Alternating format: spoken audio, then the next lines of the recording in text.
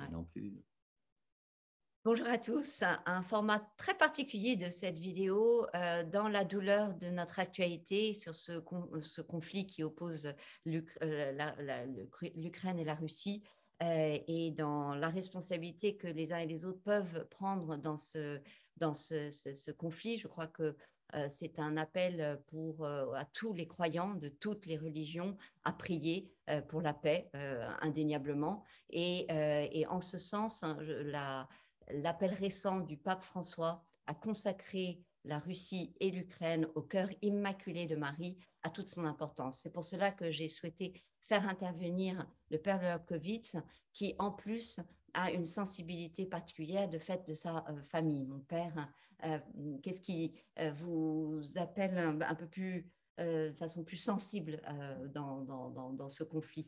Alors, en effet, je suis d'un petit pays slave qui est proche et culturellement proche de la Russie.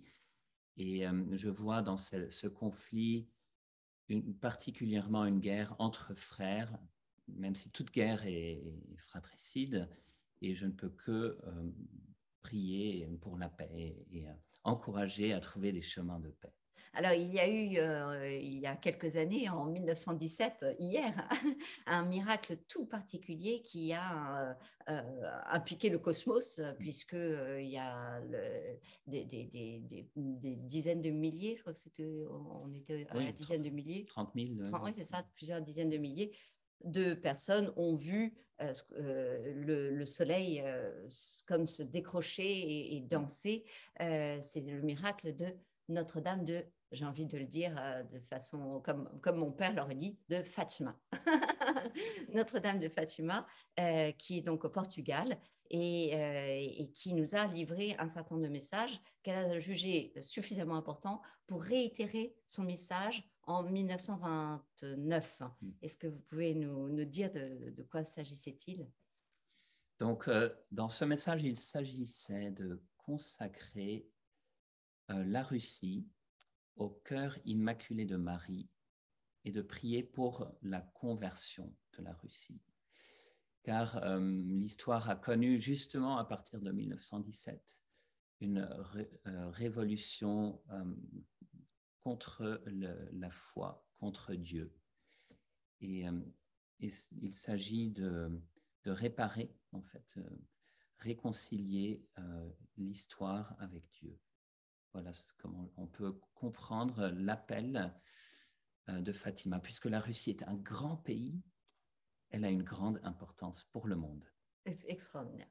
C'est très beau et c'est aussi porteur de paix parce que on a tous vu et on a tous été, enfin certains en tout cas d'entre nous, moi j'ai beaucoup souffert de cette russophobie qui est survenue en disant voilà, on a le droit de faire des appels à la violence sur des sites des réseaux sociaux qui ne passent leur temps à me censurer. Je me dis on va passer deux poids deux mesures.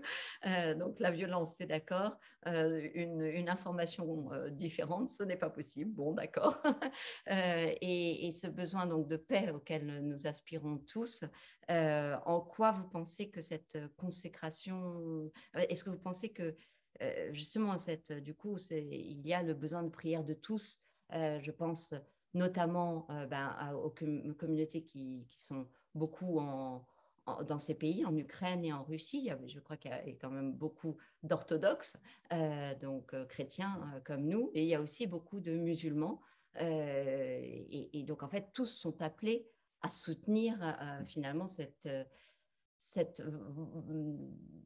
desiderata de Marie à ce que nous fassions cette consécration en lien avec tous les évêques du monde. C'est ce que vous me disiez, cette importance que nous relayons chacun d'entre nous, qui que nous soyons, quelle que soit encore une fois notre croyance, que nous contactions des évêques pour qu'ils s'unissent, enfin qu'ils fassent eux-mêmes cette consécration de la Russie et de l'Ukraine au cœur immaculé de Marie. Et puis cet aspect aussi de réparation, de demande de pardon dont vous m'avez parlé avec les premiers samedis du mois. Vous pouvez nous en dire quelques mots? Bien, alors, il faut comprendre aussi que l'appel de Fatima est adressé au monde entier, donc dépasse les limites d'une culture latine, occidentale, mais il s'agit vraiment de la Reine des cieux qui présente son cœur immaculé, c'est-à-dire sans méchanceté, sans donner place à une logique de division, de conflit, mais qui ouvre son cœur à une logique, je dirais, de dialogue, de réconciliation, de réparation. Alors, en effet, consacrer le monde est un acte grand, consacrer la Russie, en plus, voilà, est un acte très précis, mais qui doit être accompagné aussi par une démarche plus régulière et, qui se répète, qui est qui s'inscrit dans le temps, vous voulez oui, dire. oui, Donc, d'où exactement. cette idée des premiers samedis du mois. Voilà, des 9 premiers samedis du mois dédiés à la vénération de la Vierge Marie. Voilà, donc pour honorer son cœur immaculé. Donc, il faudrait qu'en fait chaque paroisse instaure cela, parce que par exemple en France, alors j'ai vu, ça dépend des pays, en Espagne c'est pas le cas, que les samedis, il n'y a pas toujours une messe du samedi. La messe de semaine a tendance à passer au profit de la messe anticipée.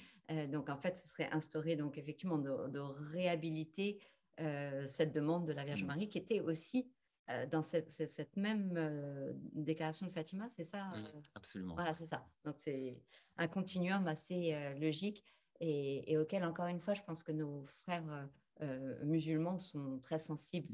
Ils sont sensibles à cette idée de réparation, de jeûne, voilà, donc, je pense que vraiment, cette demande nous touche tous de façon remarquable. Comme vous dites, le monde entier, c'est très touchant. Alors, maintenant, quelle est la date de ce rendez-vous? Qu'est-ce qu'on peut faire d'ici ce rendez-vous? Comment vous voyez les choses? Le grand rendez-vous est la consécration le 25 mars par le pape François et que nous accueillons avec une grande joie. Pas que le pape François, j'ai lu, parce que Vatican News a tout de suite dit qu'il y avait des évêques associés. Voilà, des évêques d'Amérique latine. Finalement, je pense que tous les évêques sont bien sûr invités à ce... Il a fait une lettre. Il a invité tous les évêques. Il a invité, voilà. Tel que je connais le paysage ecclésial en France, cette invitation du pape François est généralement bien accueillie. Enfin, comme les autres invitations, je suppose qu'elle sera bien accueillie. Mais chacun est appelé à participer dans l'espérance de la paix, à donner de son mieux dans la prière. Alors, ce qui me semble aussi important de préciser, c'est que beaucoup ont été chagrinés de l'apparition du mot Ukraine adjoint à la Russie, enfin, on va dire les puristes, parce que la Vierge Marie avait fait sa demande sur la Russie. Alors, je pense que c'est important qu'on précise que les contours de frontières de 1917 et de 1929 n'étaient pas les mêmes, ont été évolutifs, et que donc dissocier l'Ukraine de la Russie dans cette consécration serait presque une violence faite aux Ukrainiens, de mon point de vue. Et donc, il est vraiment fondamental, effectivement, de dire la Russie, alors une Russie... voilà, c'est un peu comme on dirait, sans choquer personne, le royaume de France ou voilà, la France sous Napoléon.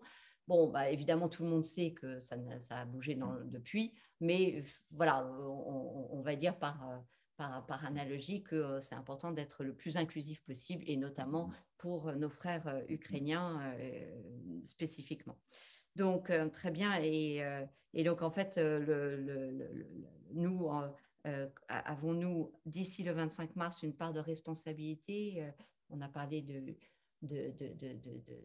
neuvaine à l'Annonciation dans laquelle on peut se greffer alors pour les fidèles catholiques et peut-être orthodoxes, parce que je pense que c'est des prières qui peuvent facilement prendre à leur compte. Effectivement, une simple neuvaine est proposée, donc 9 jours de suite avant le 25 mars. Qui est déjà entamé, elle a du déjà coup. commencé le 16 mars. Ouais. Peu importe, on peut s'y joindre Nous si on n'a sommes pas aujourd'hui commencé. le 19 mars, jour Ouais. de la Saint-Joseph, Ouais. que nous célébrons. Et c'est une prière toute simple qui nous prépare spirituellement, qui prépare nos cœurs aussi à encourager cet acte, à joindre à cette consécration et à la porter ensuite dans notre vie quotidienne comme artisan de paix.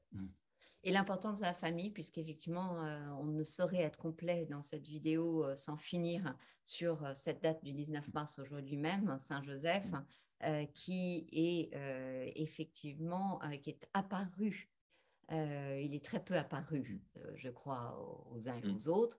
Et à la fin du miracle du soleil, qui est quand même très spectaculaire, Fatima. voilà, comme pour contraster les frayeurs que les gens avaient ressenties, on voit la Sainte Famille, donc Joseph, Marie et Jésus, apparaître dans une image qui est à nouveau une image dont tous les hommes de bonne volonté ont besoin, se raccrocher à cette simple image de la famille qui s'ouvre finalement, de l'amour entre deux êtres, qui s'ouvre à l'accueil d'un petit être et qui part dans une espèce de spirale très, très, très belle et pleine de paix. On n'imagine pas une sainte famille, ce trio se déchiqueter et ce besoin d'unité finalement apparaît aussi dans cette image, non? Enfin, me semble-t-il. Oui, en effet, la famille est le noyau de paix, finalement, d'où germent les chemins, les voies de paix, de dialogue, de vivre ensemble entre générations, entre inégaux, voilà, et de pouvoir vivre ensemble. Chaque famille est comme un sanctuaire, donc sacré, et doit être respecté. Alors ça implique autant l'extérieur qui doit respecter la cellule familiale qu'à l'intérieur. Chacun des membres doit apprendre à ce respect, à le traduire ensuite dans la vie publique. Magnifique. Alors, si je me résume, nous avons une date butoir qui est le 25 mars à 17h.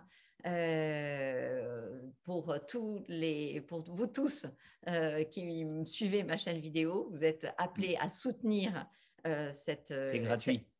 C'est gratuit, cette prière. Et j'aimerais préciser, parce que je sais aussi que, comme toute personne, et je le sais puisque moi-même ça m'arrive, divise, je sais aussi que le pape François, par ses prises de position à certains moments, a divisé. Donc, quel que soit nos ressentis, quelle que soit encore une fois notre confession, je crois que nous avons une responsabilité pour participer à la paix dans le monde dont tous nos enfants ont besoin, de favoriser tout ce qui peut advenir à plus de paix. Donc, premièrement, se joindre à cette consécration pour les évêques, consacrer eux-mêmes la Russie et l'Ukraine le 25 mars à 17h. Il faudra savoir, Monseigneur Pontier à Paris, à quelle heure c'est, enfin ça doit être à 17h, mais où, dans quelle église, et puis vraiment le soutenir. Tous les évêques d'Île-de-France vont probablement le joindre. J'ai entendu qu'il aurait eu cette idée, je ne sais pas ce qu'il en est, mais c'est magnifique. Donc effectivement, d'avoir cette conversion extraordinaire. Deuxièmement, d'avoir cette attitude de demander pardon, de ne pas toujours écouter la voix du bien, ou en tout cas les injonctions de la Vierge Marie. Finalement, on est un petit peu lent au réveil, hein, on peut dire cela comme ça, tous autant qu'on est. Troisièmement, cheminer aussi, prendre des engagements, cheminer d'ici le 25 mars. Vous avez parlé de la famille et finalement, si jamais à ceux qui ne sont pas croyants, j'ai vraiment à cœur qu'ils participent eux aussi dans l'unité, par exemple, de leur famille, c'est-à-dire essayer d'œuvrer pour cette simple image de l'amour qui circule entre les êtres d'une famille. Parce qu'au-delà de nos position, que ce soit sur les vaccins ou autres, il y a ce besoin d'unité fondamentale. Et puis, cet engagement dans le temps, donc des premiers samedis du mois, qui consiste à aller à la messe, se confesser et passer un petit peu de temps avec la Vierge Marie. Donc, on sent bien qu'il y a quelque chose de très simple, comme toujours, et ce rendez-vous récurrent qui peut nous aider dans nos vies un petit peu rapides. Voilà. Alors, d'ailleurs, à cette occasion, nous avons installé depuis le 8 décembre un rendez-vous tous les premiers samedis du mois au pied de Notre-Dame. Sur le parvis sur de le parvis Notre-Dame de Paris, où nous nous retrouvons pour dire un rosaire, c'est-à-dire 3 chapelets. Et c'est un beau rendez-vous. Qui attire de nombreux chrétiens. C'est vrai, c'est très beau, très beau. Et qui interpelle les passants. Voilà. Exactement. Donc, toujours cette idée d'unité, de respect et d'amour. Moi, j'aime beaucoup, j'affectionne particulièrement cette icône qui m'a été donnée par un de mes collègues en plus. Donc, je ne nommerai pas pour ne pas le mettre en porte-à-faux, parce qu'on voit le rapport charnel qu'il y a entre cet enfant, Jésus, et la joue de sa maman. Plein de tendresse. Plein de tendresse avec la petite main de Marie toute jeune qui serre son fils et lui-même qui met sa main sur son épaule. C'est la simplicité de la relation familiale, donc c'est difficile de faire plus beau. Merci beaucoup de m'avoir suivi sur cette vidéo très particulière, mais à temps particulier, vidéo particulière, et j'espère vous faire une vidéo, mais j'ai trop peur qu'elle soit censurée, sur tout ce qui concerne le fonctionnement des vaccins, de SARS-CoV-2, de Line 1, mais j'ose pas trop parce qu'à chaque fois, c'est beaucoup de travail et beaucoup de censure. Donc, si vous n'allez pas sur ma chaîne Odyssée, on n'y arrivera jamais. Et pour l'instant, j'ai très peu qui me suivent là-bas. Merci beaucoup. Au revoir et à bientôt. Que Dieu vous bénisse. Au revoir. Merci, mon frère.